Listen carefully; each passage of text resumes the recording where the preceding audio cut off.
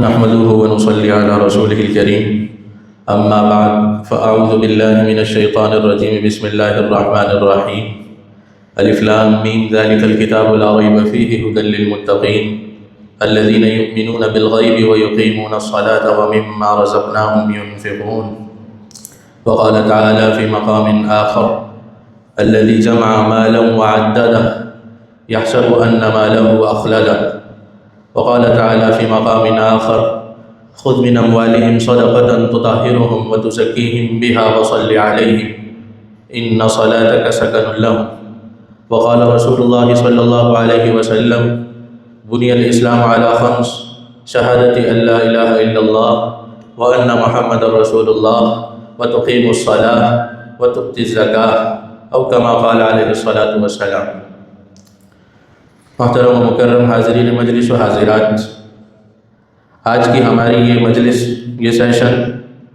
فقہ الزکوٰۃ کے عنوان سے ہے، جس کے اندر بنیادی طور پر ہم اسلام کے اندر زکوٰۃ سے متعلق کیا تعلیمات ہیں انہیں سمجھیں گے، اس کا فلسفہ کیا ہے اسے سمجھیں گے. پھر اس سے متعلق کچھ مسائل، جس طریقے سے ہم نماز پڑھتے ہیں تو ہمیں نماز پڑھنا وہ سیکھنا پڑتا ہے، اسی طریقے سے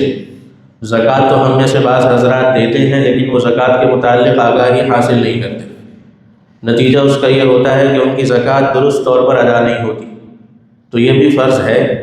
اسے ہم سیکھیں گے، سمجھیں گے. اور تیسرے نمبر پر پھر اس کا حساب کیسے کیا جاتا ہے اس سے متعلق ہم رہنمائی حاصل کریں. پھر دونوں صورتوں کو ہم دیکھیں گے کہ اگر کوئی شخص وہ انفرادی طور پر اپنی زکوٰۃ ادا کرنا چاہ رہا ہے تو اس کا کیا طریقہ ہے، اور اگر کوئی شخص وہ اپنے کاروبار کی زکوٰۃ نکالنا چاہ رہا ہے تو اس کا کیا طریقہ ہے. سب سے پہلے آپ حضرات کے سامنے قرآن حکیم کی میں نے آیت مبارکہ تلاوت کی. میں آپ حضرات سے گزارش کروں گا کہ اگر سلائڈ نظر نہیں آ رہی تو اس طرف آ جائیں، ساتھ ساتھ ہم اس کا بھی استعمال کریں گے تو اس وقت پھر دقت ہوگی اگر چیز نظر نہیں آئے. جزاک اللہ.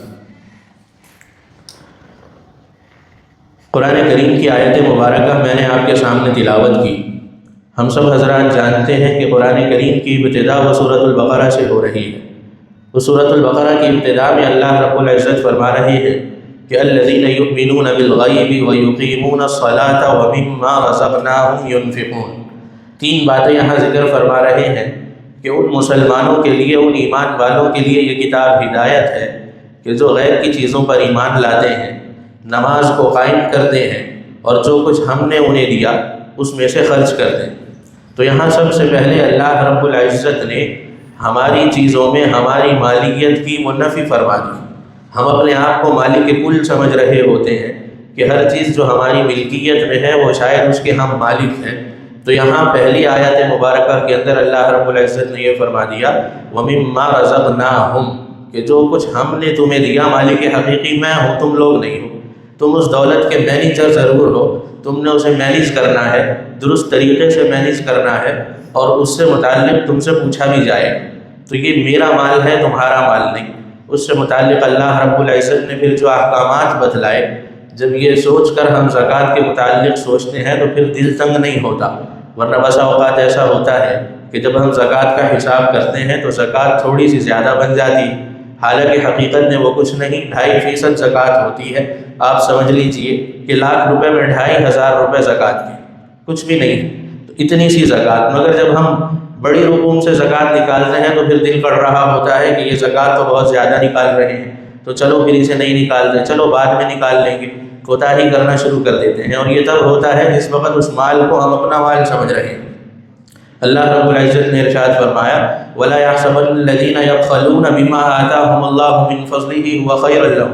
بَلْ هُوَ شَرٌّ لَهُمْ سَيُطَوَّقُونَ مَا بَخِلُوا بِهِ يَوْمَ الْقِيَامَةِ. فرمایا کہ جن لوگوں کو اللہ رب العزت نے اپنا فضل، اپنا مال دیا ہے، وہ لوگ یہ نہ سمجھا کریں کہ یہ مال ان کے حق میں کوئی خیر ہے. کتنی بڑی بات کہ جن لوگوں کو اللہ رب العزت نے مال دیا ہے وہ یہ نہ سمجھا کریں کہ یہ مال ان کے حق میں کوئی خیر ہے. کب یہ نہ سمجھا کریں کہ جس وقت وہ اس کے حقوق ادا نہ کر رہے. اگر وہ اس پر کل طریقے سے قابض ہو جائیں اور یہ سمجھیں کہ ہمارے تصرف میں ہے،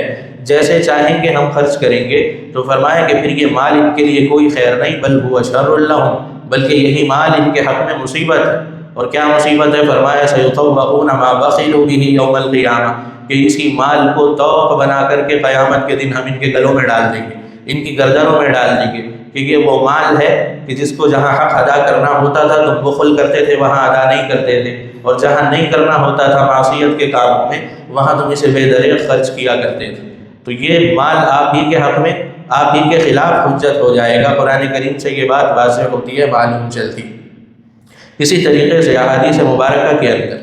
بڑی سخت وعید ہے اس حوالے سے۔ آپ صلی اللہ علیہ وسلم نے ارشاد فرمائی کہ جو لوگ زکوٰۃ ادا نہیں کرتے، ایک خاتون کو آپ صلی اللہ علیہ وسلم نے پوچھا، ان کے ہاتھوں کے اندر وہ سونے کے کنگن تھے، فرمایا کہ تم اس کی زکوٰۃ ادا کرتی ہو؟ تو وہ خاتون کہنے لگی کہ نہیں۔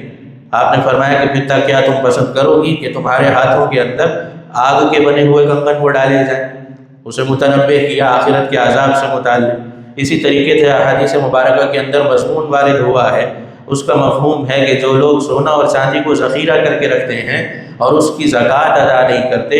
ایسے لوگوں کو قیامت کے دن اللہ رب العزت انہی سونا اور چاندی کو گرم کر کے داغیں گے، ان کے پہلوؤں کو داغا جائے گا، انہیں اسی سے عذاب دیا جائے گا، اور انہیں کہا جائے گا کہ یہ وہ مال ہے، وہ خزانہ ہے جو تم جمع کر کے رکھتے تھے، اب اس کا عذاب چکھو۔ اسی طریقے سے قرآن کریم کے اندر مفصل یہ مضمون وارد ہوا ہے کہ والذین یکنزون الذھب والفضة ولا ينفقونها فی سبیل اللہ فبشرهم بعذاب علیم، کہ وہ لوگ جو سونا اور چاندی کو ذخیرہ کر کے رکھتے ہیں اور اس کی زکوٰۃ ادا نہیں کرتے، اللہ کے راستے میں اسے خرچ نہیں کرتے، آپ صلی اللہ علیہ وسلم کا حکم ہو رہا ہے کہ ان لوگوں کو دردناک عذاب کی آپ خوشخبری دیجیے۔ وہ عذاب کیا ہے؟ فرمایا یوم یحمى علیہا فی نار جہنم فتقوی بہا جباہہم وجنوبہم وظہورہم ھذا ما کنزتم لانفسکم فذوقوا ما کنتم تکنزون۔ یہ وہی حدیث کا مفصل مضمون ہے کہ ان کو آگ پر پیش کیا جائے گا اور سونا چاندی کے انہی ذخیروں کو پگھلا کر کے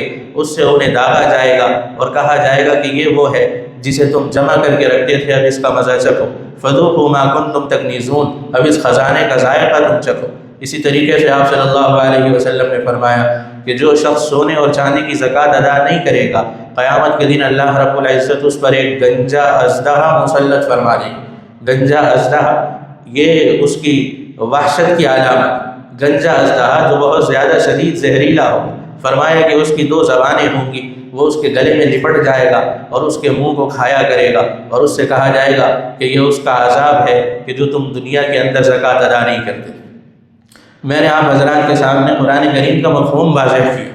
کہ ہمیں جو کچھ اللہ رب العزت نے دیا حقیقتاً اس کے مالک اللہ رب العزت ہے۔ اگر وہ ہمیں یہ فرماتے کہ اپنا سارا مال تم اکٹھا کر لو اور اس میں سے 2.5% صرف اپنے لیے نکال لو، 2.5% اپنے لیے نکال لو اور باقی غریب غرباء کے اندر، مستحقین کے اندر خرچ کر دو، بانٹ دو، تو بھی یہ انصاف کے خلاف نہیں ہوتا، اس لیے کہ مال اللہ رب العزت نے دیا۔ ہمارا ایمان ہے کہ اللہ رب العزت فرماتے ہیں نحن قسمنا بینہم معیشتہم فی الحیاۃ الدنیا، کہ دنیا کی زندگی کے اندر جو معیشت کی تقسیم ہے یہ ہم نے کی ہے، کسی کو غریب رکھا ہے، کسی کو متوسط رکھا ہے، کسی کو امیر رکھا ہے، یہ فقط اس لیے ہے کہ نظام زندگی چلتا ہے، لیکن ایسا نہیں کہ تم ایک دوسرے کے حقوق سے وہ غافل ہو جاؤ، بلکہ جو مالدار لوگ ہیں، غنی لوگ ہیں، ان کے بارے میں اسلام کہتا ہے کہ ان سے زکوٰۃ کو لیا جائے گا، اور فرمایا کہ جو مستحقین لوگ ہیں، غریب ہیں، غیر مالدار ہیں، ان کے اوپر اس کو خرچ کیا جائے، اس لیے کہ ضرورتیں تو سب کے ساتھ یکساں طور پر لگی ہوئی ہیں۔ امیر آدمی ہے، اسے دنیا میں جن چیزوں کی ضرورت ہے، غریب کو بھی ان تمام چیزوں کی ضرورت ہے۔ امیر کو اللہ رب العزت نے روزی میں وسعت دی ہے، وہ اپنی چیزوں کو پورا کر سکتا ہے، غریب کو روزی میں اللہ رب العزت نے اتنی وسعت نہیں دی، وہ اپنی ضروریات کو کہاں سے پورا کرے؟ اگر آپ اس زکوٰۃ کے نظام کو وہ ختم کر دیں تو پھر معاشرے کے اندر جنگ چھڑ جائے گی، پھر یہاں غریب وہ امیروں کو گریبان سے پکڑیں گے، ان کے گھروں میں ڈاکے ڈالیں گے، اپنی ضرورتوں کی خاطر ناجائز طور پر ان کا مال لیں گے، معاشرے کے اندر بدامنی ہوگی۔ یہ سب زکوٰۃ کے فائدے ہیں کہ اگر ہم زکوٰۃ کو درست طریقے سے ادا کریں تو معاشرے میں یہ توازن برقرار رہتا ہے، اور اس کے نتیجے میں امیر اور غریب کے اندر باہمی نفرت جنم نہیں لیتی، بلکہ وہ ایک دوسرے کا خیال کرتے ہیں، ایک دوسرے سے محبت کرتے ہیں۔ غریب ان کا خیال رکھ رہا ہوتا ہے کہ اپنے مال میں سے ہمارا حصہ ہمیں نکال کر دیتے۔ اسی طریقے سے ایک بات یہ بھی سمجھ لیجئے کہ یہ زکوٰۃ جسے ہم اپنا مال سمجھ رہے ہوتے ہیں، اگر ہمارے مال میں ہے تو یہ کسی دوسرے کا حق ہے، کسی دوسرے کا حق ہے جو ہم اپنے مال میں لے کر کے گھوم رہے ہیں، تو اس سے ہمیں اپنے مال کو فارغ کرنا چاہیے۔ اس کا ایک معنی جیسے ہم آگے چل کر کے دیکھیں گے کہ وہ پاکی کا بھی آتا ہے، زکوٰۃ کا معنی پاکی کا بھی آتا ہے۔ جیسے میں نے قرآن کریم کی آیت مبارکہ آپ کے سامنے پڑھی، خذ من اموالہم صدقۃ تطہرہم وتزکیہم بہا وصلی علیہم۔ آپ صلی اللہ علیہ وسلم کو اللہ رب العزت فرما رہے ہیں کہ ان سے آپ صدقے کا مال لیجئے تاکہ اس کے ذریعے سے ان کے اموال پاک ہوں، ان کے اموال پاک ہوں، ان کے اموال زکوٰۃ نکالنے سے پہلے وہ پاک نہیں ہیں۔ تو یہ بات آپ ذہن میں رکھیے، جس طریقے سے ہم نماز پڑھتے ہیں اس نماز سے پہلے ہم نے وضو کرنا ہوتا ہے، پھر ہماری نماز ادا ہوتی ہے، اسی طریقے سے وہ مال جو ہم کھاتے ہیں اس کے ثمرات، حقیقی ثمرات اگر وہ حلال ہے تو تب ہوں گے جس وقت ہم نے اس کو پاک کیا ہو، اور وہ پاک ایسے ہی ہوتا ہے کہ اس سے ہم زکوٰۃ کو الگ کر دیں، نکال دیں۔ اگر ہم نے زکوٰۃ اس کے اندر شامل کی ہوئی ہے تو یہ ایسا ہی ہے کہ ہم دوسروں کا حصہ کھا رہے ہیں، دوسروں کا حق کھا رہے ہیں، تو دوسروں کا حق کھانے والا وہ ظالم ہوتا ہے، پھر اس کی نمازیں قبول نہیں۔ اور یہ میں اپنی طرف سے نہیں کہہ رہا، حضرت عبداللہ بن مسعود رضی اللہ تعالی عنہ انہوں نے فرمایا کہ لا صلاۃ لمن لا زکوٰۃ لہ، کہ اس شخص کی کوئی نماز قبول نہیں ہوتی کہ جس شخص نے زکوٰۃ کی ادائیگی سے اپنے آپ کو پیچھے کر لیا ہو، وہ زکوٰۃ ادا نہیں کرتا، تو اس کا مطلب یہ ہے کہ وہ دوسروں کا مال ناحق کھا رہا ہے، حرام کھا رہا ہے، پھر اس کے مال سے پڑی ہوئی، پھر اس کی پرورش جس غذا سے ہو رہی ہے وہ حرام ہے، اس کی دعائیں اللہ رب العزت کہاں سے قبول فرمائیں گی؟ اور اسی طریقے سے اس کی زندگی میں سکون کہاں سے آئے گا؟ یہ تو ظالم شخص ہے۔ تو ہمارے درمیان اس معاشرے میں بہت سارے ظالم آدمی ہیں، لیکن وہ اس چیز کو ظلم سمجھتے ہی نہیں کہ ہم سائلین کا حق، محروموں کا حق وہ کھا رہے ہوتے ہیں اور یہ سمجھتے ہیں کہ یہ ہمارا مال ہے، تو حقیقت کے اندر یہ ہمارا مال نہیں۔ اس سے متعلق ہم دیکھتے ہیں کہ آپ صلی اللہ علیہ وسلم نے فرمایا کہ یہ اسلام کا تیسرا فرض ہے، بنی الاسلام علی خمس۔ آپ کے سامنے میں نے حدیث پڑھی جس کے اندر آپ صلی اللہ علیہ وسلم فرما رہے ہیں کہ پہلے کلمہ ہے، دوسرا نماز کا قائم کرنا، اور تیسرا زکوٰۃ کا ادا کرنا۔ تو اسلام کی جو بنیاد 5 چیزوں پر ہے، اس کے اندر تیسری چیز یہ زکوٰۃ ہے، اور زکوٰۃ بعین ہی اسی طرح فرض ہے جس طریقے سے نماز فرض ہے۔ جس طرح نماز کا انکار کرنے والا وہ کافر ہوتا ہے، اسی طریقے سے زکوٰۃ کا منکر بھی کافر ہے۔ اور یہ تاریخی بات ہے کہ جس وقت آپ صلی اللہ علیہ وسلم نے پردہ فرما لیا تو حضرت ابوبکر صدیق رضی اللہ تعالیٰ عنہ کے دور میں کچھ لوگ ایسے سامنے آئے جنہوں نے کہا کہ ہم زکوٰۃ نہیں دیں گے، ہم زکوٰۃ نہیں دیں گے۔ تو حضرت ابوبکر صدیق رضی اللہ تعالیٰ عنہ نے فرمایا کہ میں ان سے جنگ کروں گا، اور ان سے قتال کیا گیا، اور فرمایا کہ میرے نزدیک وہ نماز کے اندر اور زکوٰۃ کے اندر فرضیت میں کوئی فرق نہیں، اگر کوئی ان میں فرق کرے گا تو پھر وہ کافر ہے، اس سے قتال کیا جائے گا، اور ان سے باقاعدہ جنگ کی بھی گئی، اور اس پر صحابہ کا اجماع بھی ہے۔ تو یہ بعین ہی اسی طریقے سے فرض ہے جس طریقے سے نماز فرض ہے، کہ جو شخص نماز ادا نہیں کرتا وہ جس درجے کا فاسق ہے، ویسے ہی جو شخص زکوٰۃ ادا نہیں کرتا وہ بھی اسی درجے کا فاسق ہے۔ اسی طریقے سے آپ صلی اللہ علیہ وسلم نے فرمایا کہ جب کوئی قوم زکوٰۃ ادا نہیں کرتی تو اللہ تعالیٰ اس پر قحط ساری مسلط فرما دیتے، ان کا معاشرہ پھر وہ خوشگوار معاشرہ نہیں رہتا، امیر اور غریب کے اندر آپس میں چپکلش ہوتی ہے، ایک دوسرے سے دست و گریبان ہوتے ہیں، محبت نہیں ہوتی۔ میں نے آپ سے عرض کیا کہ ضروریات سب کے ساتھ ہیں، جب انہیں آپ حلال طریقے سے ان کا حق نہیں دیں گے تو پھر وہ کیا کریں؟ پھر وہ حرام طریقے سے اسے حاصل کریں گے، پھر اس میں وہ ڈاکہ زنی کریں گے، چھینا جھپٹی کریں۔ آپ دیکھتے ہیں ہمارے گھروں کے اندر، میں عام فہم مثال سے آپ کو سمجھانے کی کوشش کرتا ہوں کہ بچے ہوتے ہیں، بسا اوقات 2، بسا اوقات 3، بسا اوقات 4، کوئی ایک کھلونا ہوتا ہے۔ اب ایک کھلونے کے پیچھے وہ بچے کہتے ہیں کہ میں نے بھی کھیلنا ہے، میں نے بھی کھیلنا ہے، میں نے بھی کھیلنا ہے۔ ان میں ایک جنگ ہوتی ہے، اس لیے کہ وہ کھلونا محدود ہے، کھلونا ایک ہے اور کھیلنے والے وہ زیادہ ہیں، تو اب کس نے کھیلنا ہے؟ تو اس وقت ہماری فہم وہ یہ ہم سے مطالبہ کرتی ہے کہ ہم ان کو یوں کہیں کہ بھائی تم باریاں مقرر کر لو، ایک باری تم کھیل لو، 5 منٹ بعد تم کھیل لینا، 5 منٹ بعد تم کھیل لینا، تو تم سب کی اس محدود کھلونے کے باوجود ضرورت پوری ہو جائے گی۔ تو بالکل بعین ہی یہی نظام زکوٰۃ کا ہے کہ ضروریات ہم سب کے ساتھ لگی ہوئی ہیں، لیکن اللہ رب العزت کسی کو نواز رہے ہیں زیادہ، اللہ رب العزت کسی کو کم نواز رہے ہیں۔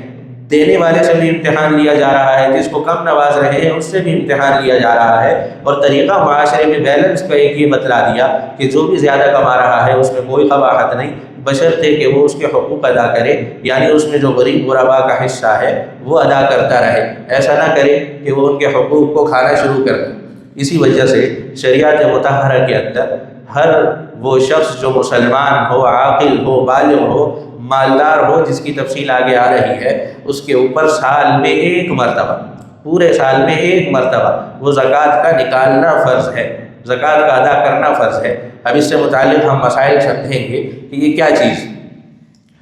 زکوٰۃ کا فلسفہ اور بنیادی اصطلاحات، یہ ہمارا پہلا عنوان ہے۔ اس کے معنی سے میں آپ کو واقف کراتا چلوں کہ لغت میں زکوٰۃ کا مطلب پاک ہونا اور بڑھنا، نشو و نما، نمو، یہ سارے اس کے معنی آتے ہیں۔ لغوی طور پر زکوٰۃ کا معنی یہ ہے کہ پاک ہونا۔ میں نے عرض کیا کہ جب آپ زکوٰۃ نکالتے ہیں تو اس کے بعد آپ کا مال پاک ہوتا ہے۔ اس پاک مال میں سے پھر حکم ہے کہ کلوا من طیبات ما رزقناکم، کہ جو کچھ پاکیزہ ہم نے تمہیں دیا اس میں سے کھاؤ۔ اس سے قبل اپنے مالوں کو اپنے اوپر نہیں لگاؤ، اس لیے کہ ابھی وہ مال پاک نہیں ہے۔ اگر وہ آپ میں لگے گا تو بجائے اس کے کہ وہ آپ کی اصلاح کا باعث بنے، آپ کے لیے وہ نقصان کا باعث ہوگا، آپ میں خرابی کرے۔ اصطلاح کے اندر اس کی تعریف یہ ہے کہ مال کا ایک مخصوص حصہ اللہ کے بتائے ہوئے مخصوص لوگوں کو مالک بنا کر دینا، اسے ہم زکوٰۃ کہتے ہیں۔ یہ بھی سمجھ لیجئے کہ بسا اوقات ہمیں یہ تو پتہ ہوتا ہے کہ 2.5% مال کا زکوٰۃ ہم نے دینا ہے، لیکن کہاں دینا ہے یہ معلوم نہیں ہوتا۔ چلتے گزرتے کسی کو بھی پکڑا دیتے ہیں کہ بھائی یہ لے لو، زکوٰۃ ادا ہو گئی۔ کبھی کبھی تو پہلے کے پیسے دیے ہوتے ہیں، بیٹھ کر بعد میں اس پر نیت کر رہے ہوتے ہیں کہ وہ پیسے جو ہم نے دے دیے تھے اس پر زکوٰۃ کی نیت کر لیتے ہیں تو ادا ہو گئی۔ ان طریقوں سے زکوٰۃ ادا نہیں ہوتی۔ جس طریقے سے ہمیں نماز کا یہ پتہ ہے کہ پڑھنا ہے، اس کا طریقہ بھی ہم سیکھتے ہیں کہ ان چیزوں سے نماز فاسد ہوتی ہے، اگر ہم خراب کر لیں تو دوبارہ ادا کرنی پڑتی ہے۔ بیان نہیں، زکوٰۃ کا بھی یہی معاملہ ہے، فقط دینا کافی نہیں بلکہ درست طریقے سے اس کا دینا، اس کا سیکھنا وہ ہمارے لیے ضروری۔ اہمیت اس کی میں نے آپ کو عرض کی کہ یہ مال کو پاک کرتی ہے اور معاشرے میں دولت کی گردش کا سبب بنتی ہے۔ سرکولیشن آف ویلتھ اسے کہا جاتا ہے۔ اسی وجہ سے اللہ رب العزت نے سود کو بھی حرام فرمایا۔ سود کو بھی اس لیے حرام فرمایا کہ لا یکون دولۃ بین الاغنیاء منکم، قرآن کریم کے اندر ہے، تاکہ تمہارے مالداروں کے ہاتھوں میں دولت مرتکز نہ ہو جائے۔ صرف چند مالدار ہی معاشرے میں نہ ہو، ورنہ سارے کے سارے پھر ان کے محتاج ہو جائیں گے۔ سود بھی اسی وجہ سے منع ہے اور زکوٰۃ بھی اسی وجہ سے مشروع ہے کہ اس سے دولت جو ہے وہ غربا کے اندر آتی ہے، اوپر سے نیچے کی طرف آتی ہے، سارے طبقے اس سے مستفید ہوتے ہیں۔ چلیے حیثیت اس کی آپ کو بتلائی کہ زکوٰۃ اسلام کا تیسرا اہم رکن اور قطعی فرض ہے، یعنی اگر کوئی شخص زکوٰۃ ادا نہیں کرتا تو وہ فاسق ہے، اور اس سے متعلق وعیدیں قرآن و حدیث سے میں نے آپ کو بتلا دی، اور اگر کوئی شخص اس کا انکار کرتا ہے تو وہ کافر ہے۔ آگے زکوٰۃ کی فرضیت دیکھ لیجئے کہ کیا ہر شخص پر وہ زکوٰۃ کا نکالنا فرض ہے؟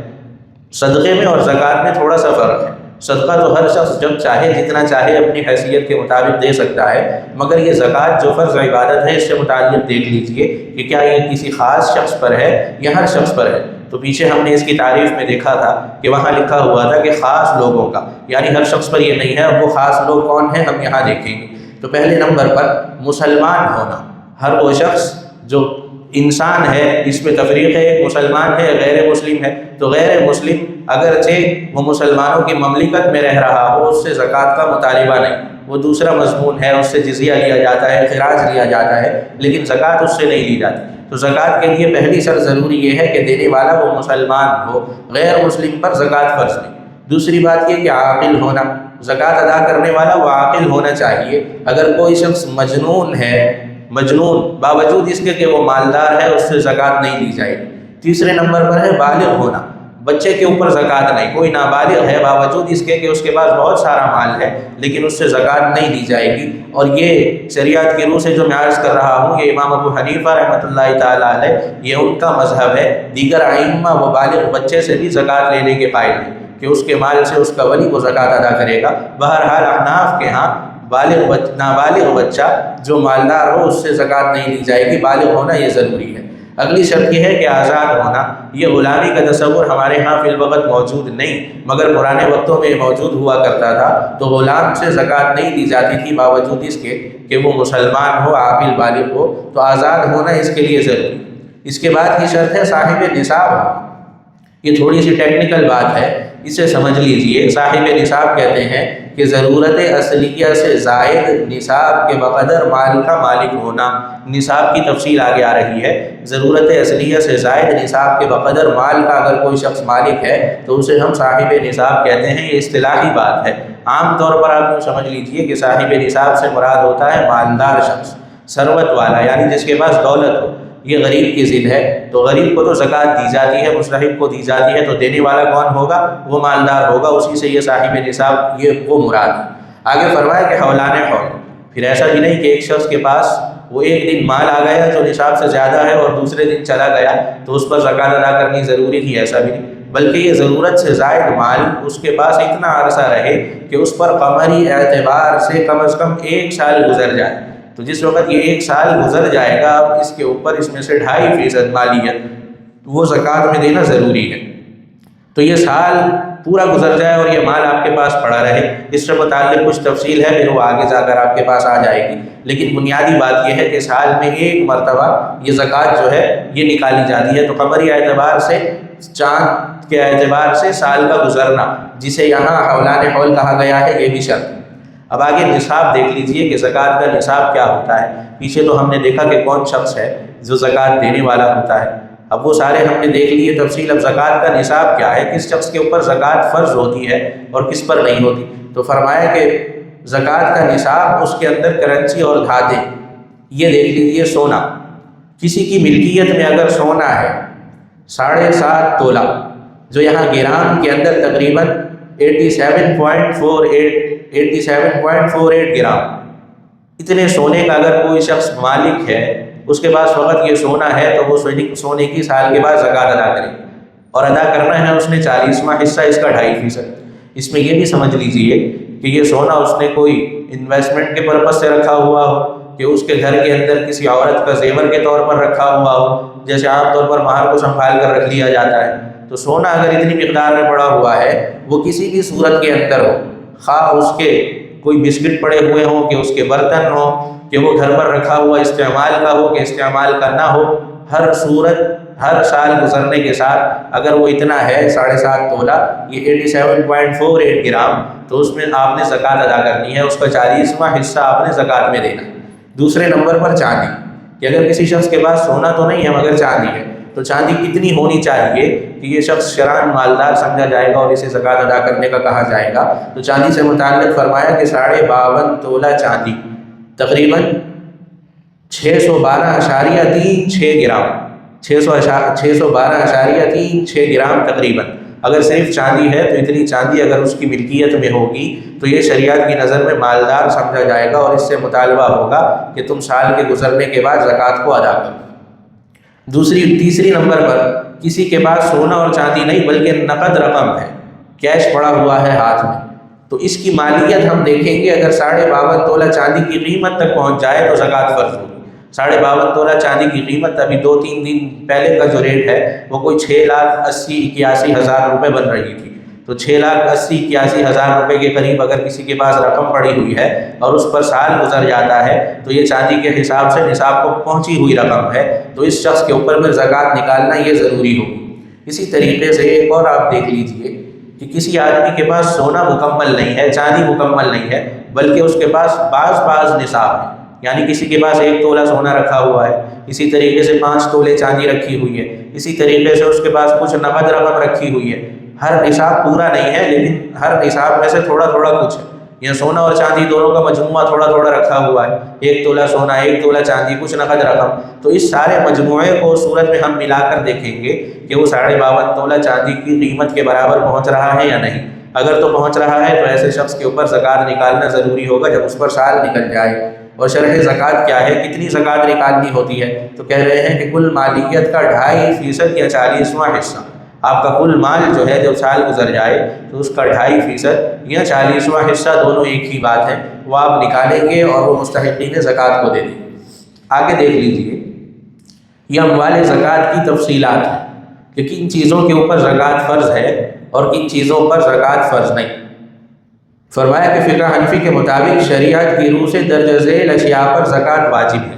سونا اور چاندی کسی بھی شکل میں ہو، یہ پیچھے اس کی تفصیل گزر گئی، زیورات ہوں، بسکٹ ہوں، برتن ہوں، چاہے استعمال میں ہوں یا نہ ہوں، خواتین کو پہنتی ہوں یا سنبھال کر رکھے ہوئے ہوں، کسی بھی صورت میں ہو، سونا اور چاندی ان کے اوپر زکوٰۃ وہ ضروری ہے۔ آگے فرمایا کہ نقد رقم کیش، اب وہ ہاتھ کے اندر ہے یا آپ کے پاس بینک میں رکھی ہوئی، اسی طریقے سے اس کا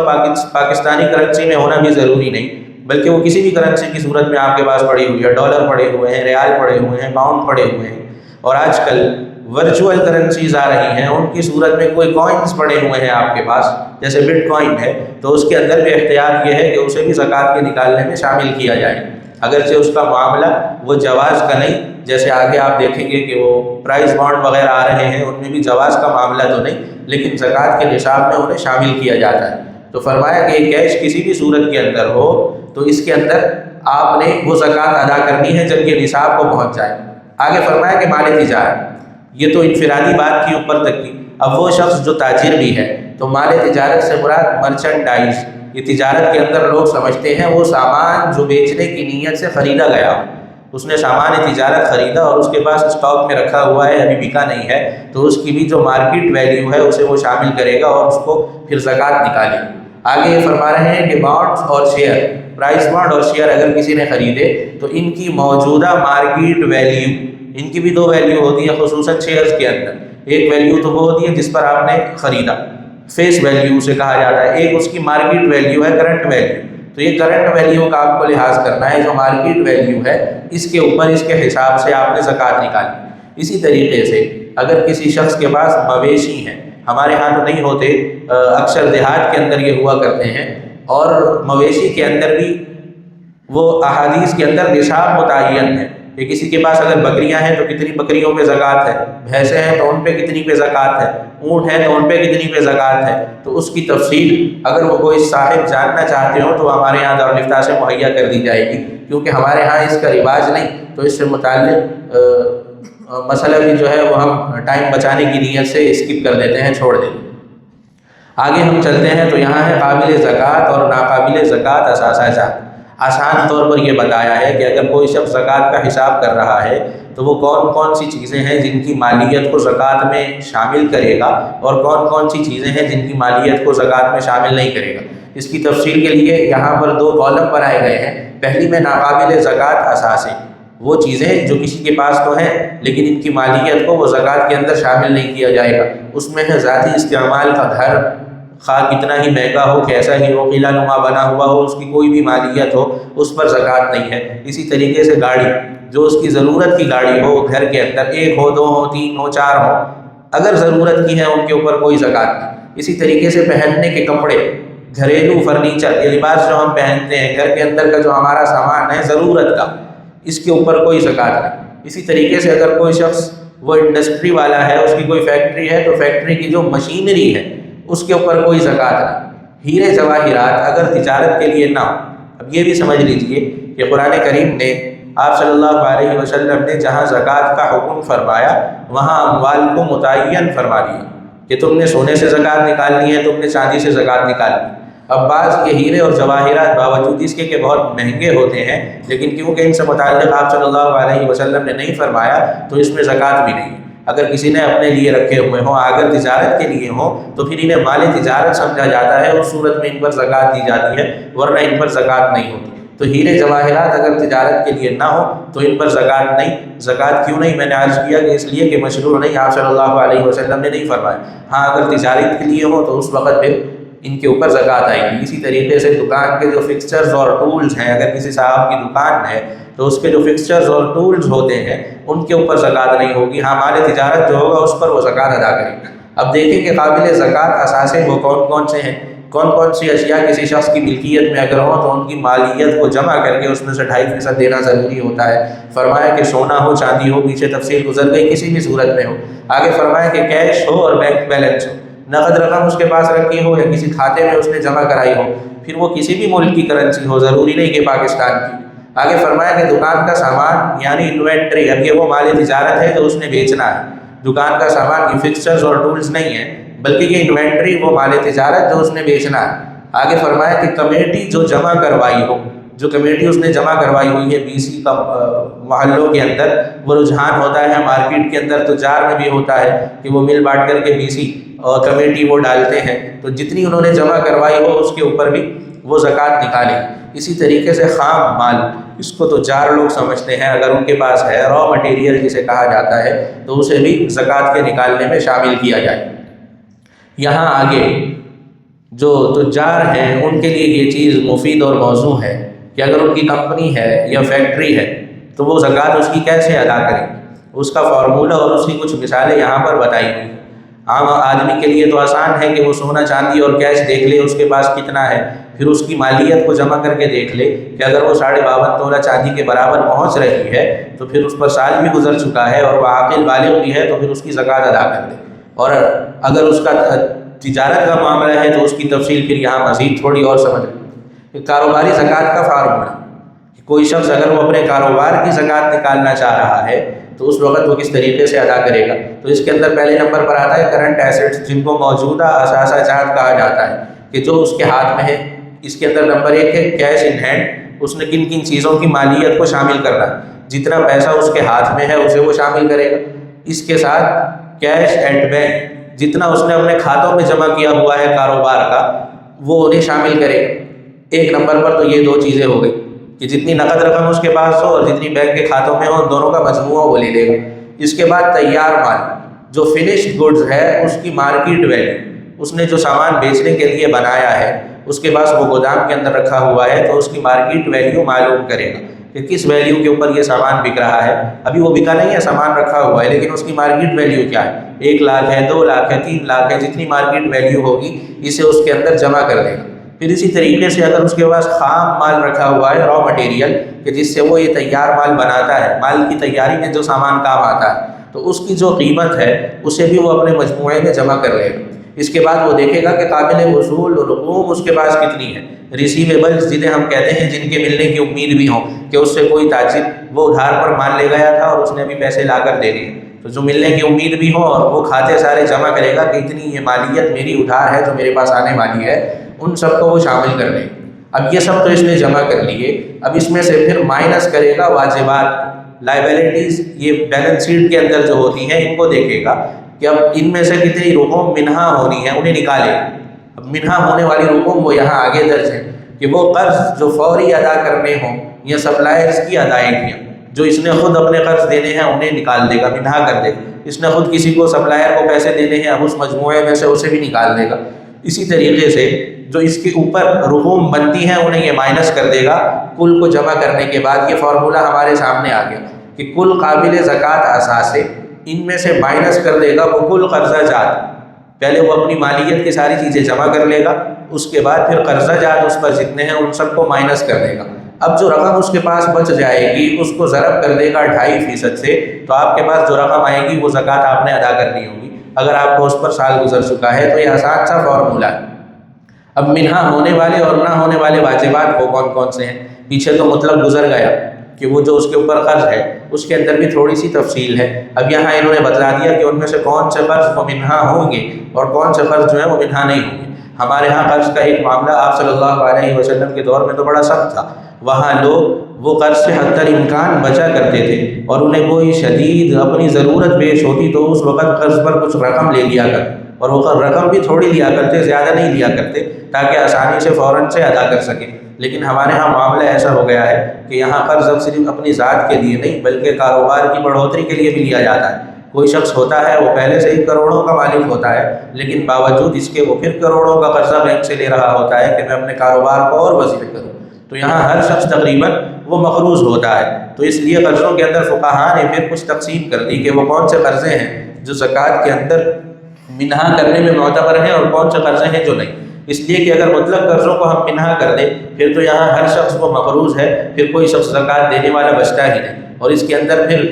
جو فقراء ہیں ان کے لیے بہت زیادہ ضرر کا معاملہ ہے۔ اس لیے فقہاء نے ان کے اندر یہ 2 تقسیمات کر دی۔ فرمایا کہ اس کے اندر ڈیڈکٹیبل جو منہا ہونے والے قرض ہیں اس میں وہ قرض ہیں جو لوگوں کو ادا کرنے، مثلا ادھار مال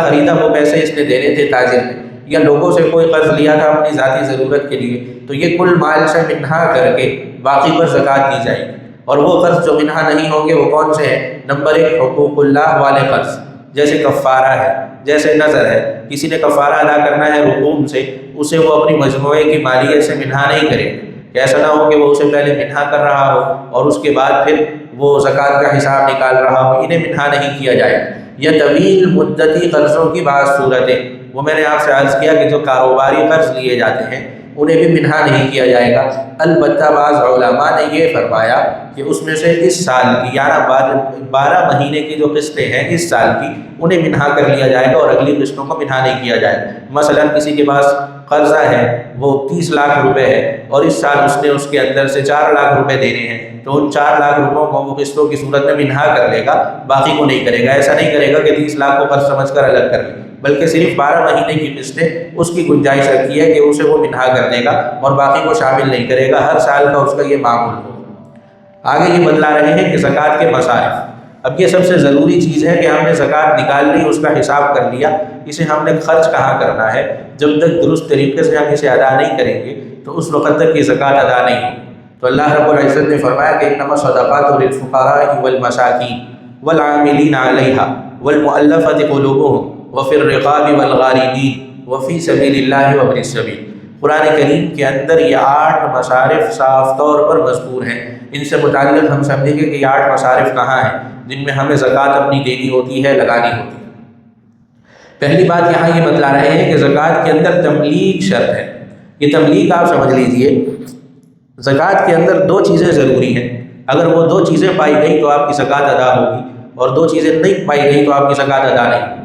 2 میں سے کوئی ایک بھی نہیں پائی گئی تب بھی آپ کی زکوٰۃ ادا نہیں۔ وہ 2 چیزیں یہ ہیں کہ پہلے نمبر پر تو آپ کی نیت ہو کہ آپ زکوٰۃ ادا کرنے کی نیت سے وہ پیسے کسی کو دیں، کسی مستحق کو دیں۔ دوسری بات یہ کہ اسے مالک بنا کر دیں، اسے کہتے ہیں تملیغ۔ اسے آپ پیسے پیش کریں اور کہیں کہ بھائی یہ ہدیہ ہے، یہ تحفہ ہے، یا یہ زکوٰۃ ہے، جیسے مرضی کہہ کر دے دیں، نیت زکوٰۃ کی ہو اور اسے مالک بنا دے کہ اس رقم کے تم مالک ہو، اس سے تم جو کچھ چاہے کرو۔ بعض لوگ ایسے کرتے ہیں، زکوٰۃ تو دیتے ہیں، کہتے ہیں ہمارا ملازم ہے اور وہ صاحب نصاب بھی نہیں ہے، یعنی مستحق زکوٰۃ ہے، اس کو زکوٰۃ ہم دے دیتے ہیں، لیکن اس کی اجرت پھر نہیں دیتے۔ زکوٰۃ کے نام پر پیسے دے دیے اور اجرت کے نہیں دیے، اسے اس چیز کی صراحت نہیں کی کہ بھئی یہ زکوٰۃ ہے یا کیا ہے، تو زکوٰۃ کو اجرت پہ نہیں دیا جاتا، اجرت اس کے علاوہ ہے، اس پر کوئی فرق نہیں پڑنا چاہیے۔ آپ نے زکوٰۃ کا مال اس کو مالک بنا کر دینا ہے اور بغیر کسی عوض کے دینا، اس کے بدلے میں پھر اس سے کچھ لینا نہیں، اسے مالک بنا کر دینا اور نیت کر کے دینا۔ یہ 2 شرائط۔ نمبر 1 پہلا مصرف فرمایا فقراء، جن کے پاس نصاب سے کم مال ہو، نصاب سے کم جن لوگوں کے پاس مال ہو، وہ نصاب پیچھے گزر گئے جو ہم نے پڑھے ہیں، سونے کا 7.5 تولہ ہے، چاندی کا 52.5 تولہ ہے، اور نقد رقم اور سامان تجارت میں ہم نے کہا کہ اگر وہ 52.5 تولہ کی قیمت کے برابر پہنچ رہے ہوں، یہ سارے نصاب تھے، یہ مالدار لوگ۔ فرمایا اگر کوئی شخص ایسا ہے کہ وہ مالدار نہیں ہے، جس کے پاس یہ نصاب موجود نہیں ہے، تو وہ شخص فقیر ہے تو اسے زکوٰۃ دے سکتے، وہ شخص مسکین ہے تو اسے زکوٰۃ دے سکتے۔ اب فقیر اور مسکین ان کے اندر تھوڑا سا فرق ہے۔ فقراء کہتے ہیں جن کے پاس نصاب سے کم مال ہو، اور مساکین وہ ہوتے ہیں کہ جن کے پاس کچھ بھی نہ ہو، بالکل یہ مال ہے ہی نہیں، مسکین ہے، بالکل ایسے ہی گھوم رہے ہیں، ایک وقت کا کھانا نہیں۔ فرمایا کہ اول تو یہ دونوں اس بات کے مستحق ہیں کہ ان کو زکوٰۃ دی جائے۔ علماء نے پھر اس کے اندر مزید تفصیل کی ہے، وہ فرماتے ہیں کہ معاشرے میں یہ بھی دیکھ لیا جائے کہ یہ فقراء اور مساکین، ان کے اندر مختلف طبقات ہوتے ہیں۔ اس میں ایک طبقہ ایسا بھی ہوتا ہے جو فقراء اور مساکین کا طبقہ تو ہے لیکن وہ بے دین ہے، ایک طبقہ ایسا ہے کہ جو فقراء اور مساکین کا طبقہ تو ہے لیکن وہ پیشہ ور مجرم ہے، پیشہ ور ڈاکو ہیں۔ تو فرمایا کہ ایسے لوگوں کو اپنی زکوٰۃ نہ دیں، ایسے لوگوں کو آپ مزید پال کر کے معاشرے کو خراب کرو۔ وہ پیشہ ور سوالی ہے، اس سے پرہیز کرو کہ آپ کی یہ زکوٰۃ اس تک جائے، اس لیے کہ ان کی ہم نے وہ بےخبری کرنی ہے، ان کی ہم نے ہمت بندھانی نہیں ہے کہ یہ بڑا اچھا کام ہے، ہم تمہیں زکوٰۃ دیتے رہتے ہیں، تم ان کاموں میں لگے رہو، نہیں، ان کی ہم نے اعانت نہیں کرنی۔ اور فرمایا حدیث کے اندر کہ لا یؤکل طعامک الا تقی، آپ صلی اللہ علیہ وسلم نے فرمایا کہ کوشش کرو کہ تمہارا کھانا اگر کوئی کھائے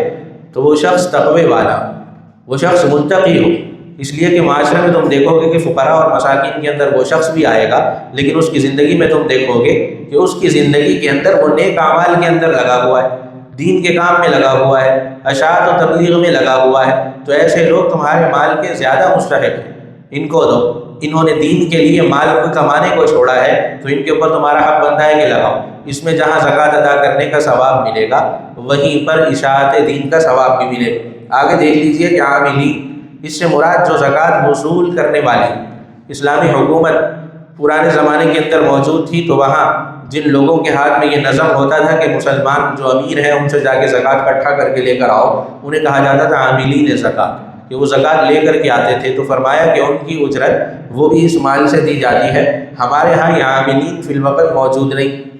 آگے فرمایا کہ مؤلفۃ القلوب، حضرت ابوبکر اور حضرت عمر رضی اللہ تعالی عنہما ان کے دور کے اندر اس مصرف کے اندر کبھی واقع ہوگی۔ شروع کے اندر ایسے لوگ جو مالی طور پر اسلام کے قریب ہو رہے ہوتے تھے تو ان پر یہ مال خرچ کر کے انہیں مسلمان کر لیا جاتا تھا۔ پھر اکابر صحابہ نے فرمایا کہ اللہ رب العزت نے اسلام کو سربلندی عطا فرما دی، اب پیسے دے کر کے کسی کو مسلمان کرنے کی ضرورت نہیں۔ ہاں کوئی بندہ اگر نو مسلم ہے، یعنی وہ نیا مسلمان ہوا ہے اور اس کے پاس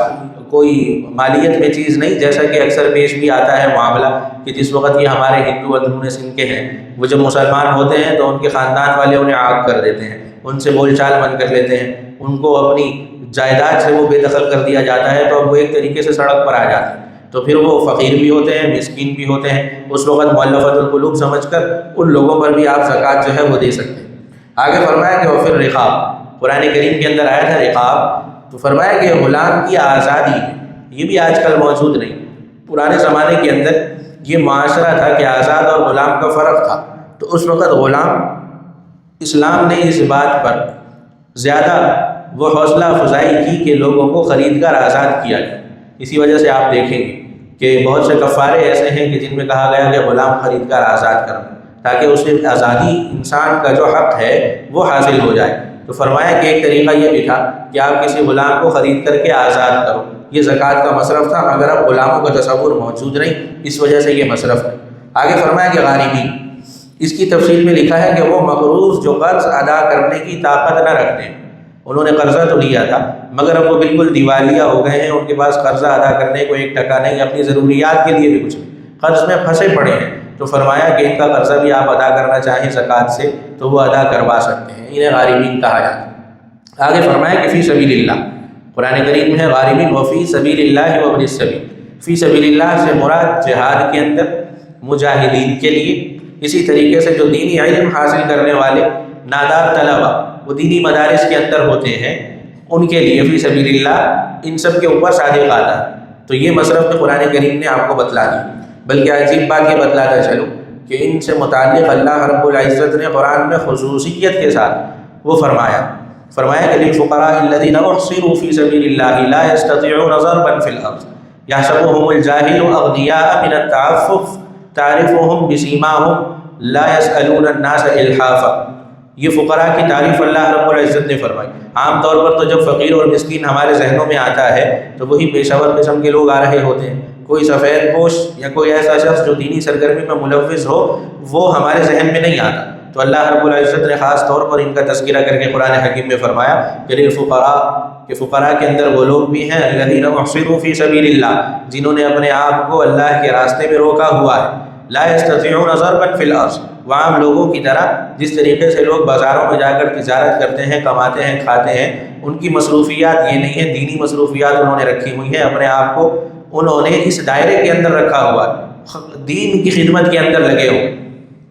فرمایا آگے کہ یحسبهم الجاہل اغنیاء من التعفف، کہ جو لوگ ان کے حال سے واقف نہیں انہیں وہ فقیر بھی نہیں سمجھتے، جو لوگ ان کے حال سے واقف نہیں وہ سمجھتے ہیں کہ یہ لوگ تو مالدار ہیں، کھاتے پیتے ہیں، سوال بھی نہیں کرتے، لا یسألون الناس الحافا، ہم نے تو نہیں دیکھا کہ یہ پیشہ ور سوالیوں کی طرح سوال بھی کر رہے ہوں کہ ہم ضرورت مند ہیں ہمیں دے دو، سوال بھی نہیں کرتے۔ تعرفهم بسیماهم، فرمایا کہ ان کی حالت پہ اگر تم غور کرو گے تو تمہیں یہ خود عقد کھل جائے گا کہ یہ بابا فقیر ہیں، ان کے پاس ہے کچھ نہیں۔ آج آپ دینی ماحول کے اندر چلے جائیں تو وہاں رہنے والے جو علماء ہیں، طلباء ہیں، اساتذہ ہیں، ان کا معاملہ یہی ہے۔ قرآن کریم نے بیان کر دیا کہ دین کی خدمت میں لگے ہوئے ہیں، ہاتھ بھی وہ آپ کے سامنے نہیں پھیلاتے اور مالدار بھی نہیں ہوتے، لیکن دیکھنے والے وہ ان کے سوال نہ کرنے کی وجہ سے انہیں مالدار سمجھ رہے ہوتے۔ تو قرآن کریم نے فرمایا کہ یہ فقراء جن کی طرف ہمارا ذہن نہیں جاتا، یہ وہ بہترین فقراء ہیں کہ جن کے اوپر ہمارا مال لگنا چاہیے۔ آگے فرمایا کہ ابن السبیل، ابن السبیل کہتے ہیں مسافر شخص، کہ کوئی شخص پرانے زمانے کے اندر وہ قافلوں کے ساتھ سفر کیا جاتا تھا اور ایسی سہولیات نہیں تھی جیسے آج کل ہے کہ ایک آدمی کا بینک اکاؤنٹ ہوتا ہے تو وہ کسی بھی ملک سے جا کر کے اپنی کرنسی نکال لیتا ہے، کہیں بھی اپنا کارڈ ڈالتا ہے تو اس کے پیسے اس کے ہاتھ میں ہوتے ہیں۔ تو اب تو یہ مفہوم سمجھنا مشکل ہے، مگر پرانے زمانے میں آسان ہوتا تھا کہ کوئی مسافر اگرچہ وہ مالدار ہو لیکن سفر میں ہے اور اسے حاجت پڑ گئی اور ابھی اس کا مال اس کے پاس نہیں ہے، تو فرمایا کہ ایسے مسافر کو بھی آپ زکوٰۃ دینا چاہتے تو آپ کی زکوٰۃ ادا ہو جاتی اگر وہ مستحق ہوتا۔ تو یہ 8 مصارف تھے، ان کی کچھ تفصیل آپ کے سامنے آ گئی۔ آگے یہ فرما رہے ہیں کہ زکوٰۃ کی رقم سے مسجد کی تعمیر کرنا، کوئی ہسپتال قائم کرنا یا کسی رفاہی ادارے کی تعمیر کرنا یہ نہیں ہو سکتا، اس لیے کہ میں نے عرض کیا کہ اس میں 2 چیزیں ضروری ہیں، ایک نیت، دوسرا تبلیغ۔ تو ان چیزوں کے اندر تبلیغ نہیں پائی جاتی۔ مسجد وہ مالک نہیں بن سکتی، مسجد کوئی شخص تو نہیں ہے، مسجد ایک ادارہ ہے۔ اسپتال اگر تعمیر کرنا ہے وہ مالک نہیں بن سکتا، وہ ادارہ۔ ہاں کسی مستحق کو آپ دے دیں اور وہ مستحق اپنے طور پر اپنی خوشی سے کسی مسجد میں اس کو چندہ دے دے تو وہ اس کا مالک ہے، جو چاہے کرے، لیکن آپ براہ راست زکوٰۃ کی رقم کو کسی مسجد کی تعمیر میں، کسی ہسپتال کے اندر یا کسی رفاہی ادارے کے اندر نہیں دے سکتے۔ اس کی تبلیغ وہ ضروری ہوتی ہے، اور عام طور پر ہمارے ہاں جو دینی اور رفاہی ادارے چل رہے ہوتے ہیں اس کے اندر بھی یہ تبلیغ کا انتظام موجود ہوتا ہے، تو بغیر تبلیغ کے زکوٰۃ کی رقم وہ بھی نہیں لیتے، تو جو قبول کر رہے ہوتے ہیں انہوں نے بھی تبلیغ حاصل کی ہوئی ہوتی۔ اب یہاں دیکھ لیجئے کہ یہ تو ہم نے وہ لوگ دیکھے تھے کہ جن کو ہم زکوٰۃ دے سکتے ہیں، ہمارے ذہن میں یہ بات آئی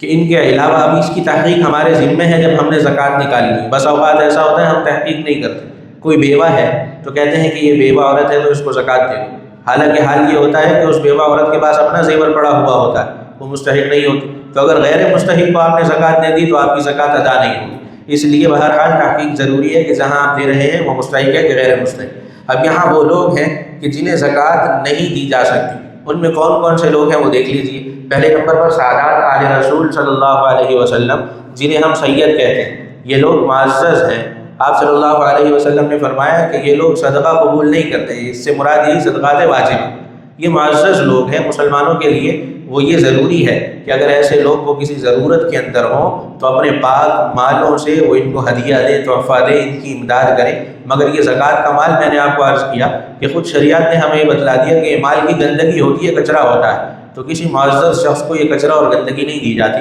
اس وجہ سے جو سادات ہیں آل رسول صلی اللہ علیہ وسلم، ان کو یہ زکوٰۃ دینا منع ہے۔ اسی طریقے سے اپنے اصول کو زکوٰۃ دینا منع ہے۔ اپنے اصول کے اندر ماں باپ، دادا دادی، نانا نانی، انہیں زکوٰۃ دینا منع ہے۔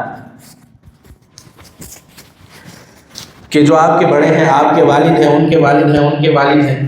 تو انہیں زکوٰۃ دینا منع ہے۔ اسی طریقے سے اپنے فروع، جو آپ کے بیٹا ہو، اس کا بیٹا ہو، بیٹی ہو، اس کا بیٹا بیٹی ہو، نوازا ہو، پوتی ہو، انہیں بھی زکوٰۃ نہیں دی جا سکتی۔ تو اوپر سے نیچے اور نیچے سے اوپر جنہیں اصول اور فروع کہا جاتا ہے، انہیں زکوٰۃ نہیں دی جا سکتی۔ اسی طریقے سے آگے ہے 4 نمبر پر میاں بیوی ایک دوسرے کو زکوٰۃ نہیں دے سکتے۔ میاں امیر ہے اور وہ زکوٰۃ نکال کر بیوی کو دے رہا ہے تو یہ جائز نہیں، زکوٰۃ ادا نہیں ہوتی۔ ایسے ہی بیوی وہ مالدار ہے، میاں غریب ہے، تو وہ زکوٰۃ نکال کر کے میاں کو دے رہی ہے تو یہ جائز ہے۔ ویسے ہی ان کی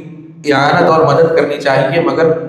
زکوٰۃ ان کو نہیں لگتی۔ آگے فرمایا کہ مالدار شخص، اگر کوئی شخص ایسا ہے کہ وہ مستحق ہی نہیں، آپ نے اسے زکوٰۃ دے دی تو آپ کی زکوٰۃ ادا نہیں ہوگی۔ زکوٰۃ کسی مستحق کو دینا یہ ضروری۔ آگے فرمایا کہ غیر مسلم کو یہ بھی ضروری ہے کہ وہ مستحق جسے آپ زکوٰۃ دے رہے ہیں وہ مسلمان ہو۔ اگر غیر مسلم ہے تو اسلامی حکومت کے اندر دوسرے اموال سے اس کی اعانت کا نظم ہے، مگر زکوٰۃ کے لیے ضروری ہے کہ جس کو آپ دیں وہ مستحق مسلمان ہو۔ مسلمان کا مال یہاں غیر مسلم کے کام نہیں آنا چاہیے، اس کے لیے وہ جزیہ کے مال ہے، خراج کے مال ہے، ان سے ان کی اعانت ہوتی ہے، وہ انہی کے مال ہیں، ان سے لیے جاتے ہیں، انہی پر وہ خرچ کیے جاتے ہیں۔ آگے 7ویں نمبر پر فرمایا کہ آقا اپنے غلام کو یا غلام اپنے آقا کو، یہ آج کل موجود نہیں، غلامی کا تصور یہاں ہے ہی نہیں، تو یہ بھی اگر زکوٰۃ ایک دوسرے کو دے تو بھی زکوٰۃ جو ہے وہ ادا نہیں ہوگی۔ آخری اختتامی نوٹ یہاں پر یہ 2-3 باتیں اس کے اندر فرما رہے ہیں کہ نمبر 1 کہ زکوٰۃ کا حساب جو ہے وہ احتیاط سے کریں۔ سال کے اندر ایک مرتبہ ہم نے زکوٰۃ نکالنی ہوتی ہے تو بسا اوقات ہم اندازے سے زکوٰۃ نکالتے رہتے ہیں،